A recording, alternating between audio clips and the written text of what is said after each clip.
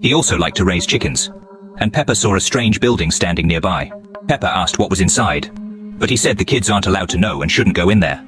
They collected vegetables and returned home. They spent time together, playing with Polly Parrot and playing hide and seek. They played until the night, but Peppa kept thinking about what was inside that building. And when she went to bed, this thought wouldn't leave her. Later, when she was sure everyone was asleep, she got up very quietly and went out to the garden. She was a little afraid of the dark, but she was also very curious. She walked up to that little building, looked around, and opened the door. She smelled a strange smell.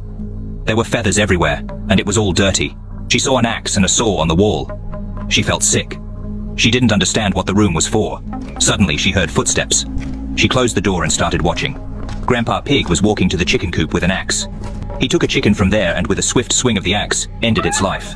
Peppa cried, seeing the innocent chicken's life come to an end. He didn't understand why he did it. Grandpa Pig started walking toward the door. He tried to open the door, but he couldn't.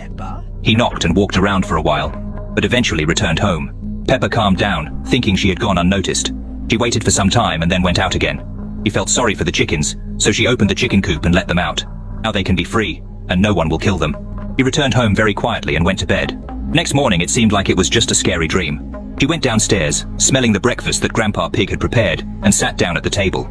Then, Grandpa Pig said that he knew what she did last night.